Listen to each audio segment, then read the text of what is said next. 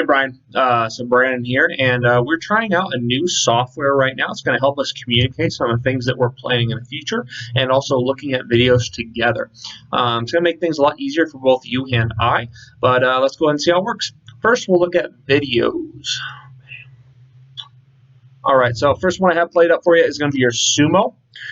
Now your sumo is looking a lot better, looking a ton better. Obviously, this weight's a bit of a struggle.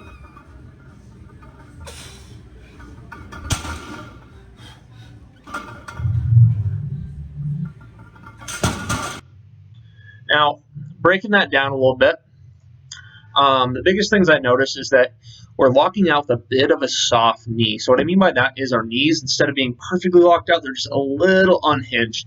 Now, the most frustrating thing in the world, take it from me because this is probably the most irritating meet I've ever competed in, is when you prepare for months, years and years to do a big powerlifting meet, and then you get to the top of your sumo deadlift, you're feeling great about it, he doesn't stay down. You're supposed to say down, then you go down, you feel good about yourself, you complete a lift. I got to the top, he didn't say down. 1 second, 2 seconds, 3 seconds, 5 seconds goes by. Finally, I'm holding 675 in my hand, and finally I put it down, and come to find out that my knees were a little unhinged. Didn't get the lift, unfortunately. So that's something that we really need to focus on, because take it from me, it sucks when you can actually lift the weight up with ease, but you've practiced for months and months and months before the lift having a slightly unhinged knee, and that's all refs look at. So again, take it from me, let's go ahead and really focus on locking those knees out. There's some drills we can do to help with that, but most of it's just going to come from better building tension. A lot of lockout issues people have, in fact, almost all of them that I've ever dealt with, along with the staff here, is always because people have issues with building tension. Now, for you, just thinking about it a little bit more, think about standing tall and locking those knees out the top. That alone may help. So let's go ahead and see how that goes next week. And if it's still an issue, we'll break it down a little further and look at movement adjustments. The next thing I noticed is that we did have a little bit of a teetering in our knees, which I personally have I've helped a lot of people with that issue, and it might be an external rotation issue in our hip. So we're going to go ahead and do some tactical frogs and other things to help with hip, our individual hip centration, how good your external rotation is with each individual hip. So we'll go ahead and include a few of those drills into next week and see how that benefits you. Next video, squat. So I've already seen these videos, but right there. So right there, as you can see, knees here, hips about here. These hips need to go to here. All right, so you need to go about 3 to 4 inches further down. I've already seen that video a few times, so I won't go through the whole thing with you. Just the thing that I noticed, you're getting really strong, putting up big numbers, but I do want to make sure that we're hitting depth in the squat.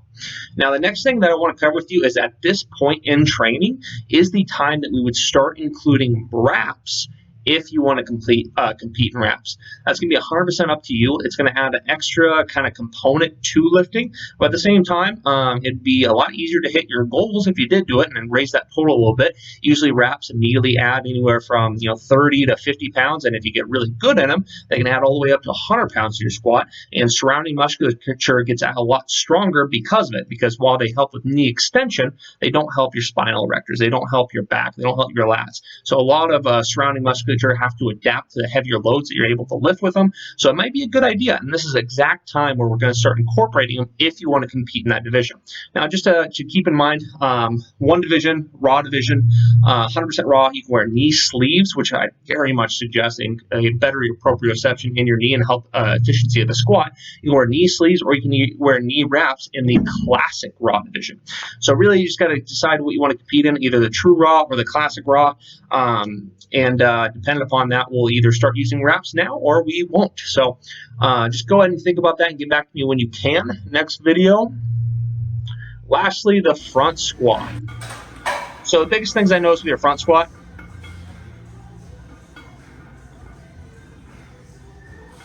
is that I think we're having a little bit of a trouble with the front rack position, this guy here.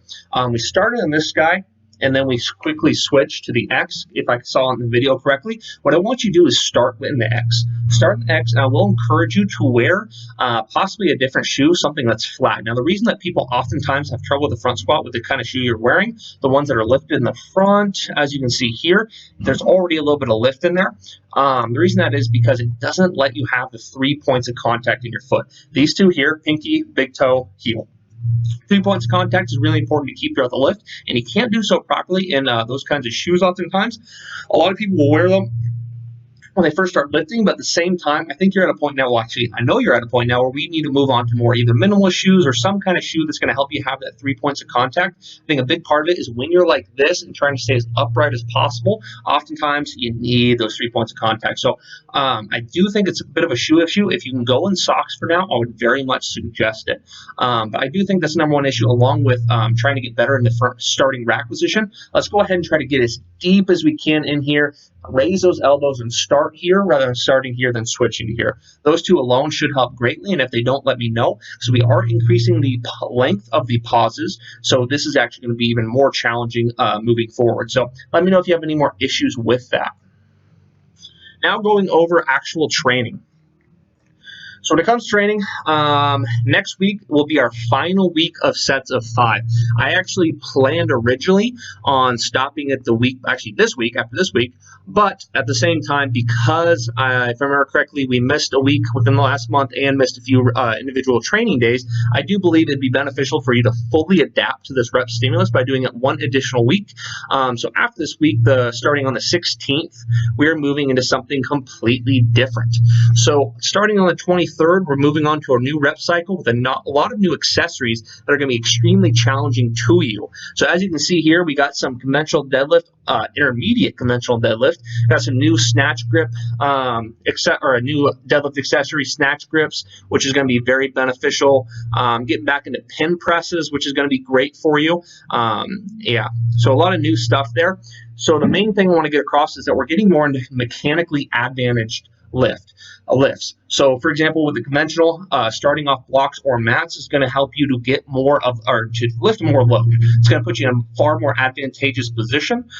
So I expect the conventional deadlift for that to be anywhere from like upper 4s to mid 5s, almost immediately. You'll be able to handle much heavier load, which will kind of help with the neurological adaptations that happen with powerlifting.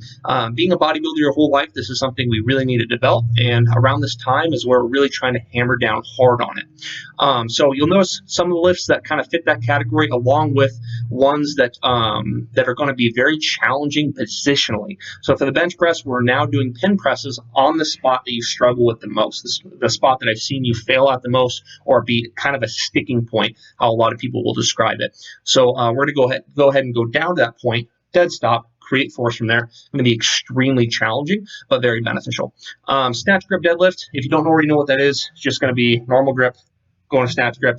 The main purpose behind that is because upper back, I've seen there can be tremendous benefits from getting stronger lats, traps, deltoids, things of that nature, and all of which gain strength and size significantly with the snatch grip deadlift. It's one of the best ways to have a direct carryover from a lift to powerlifting in the upper back strength area, I guess you could say. So I really am excited for that one. It's going to be one of our biggest volume lifts for the next few weeks, and then we'll taper that down as well.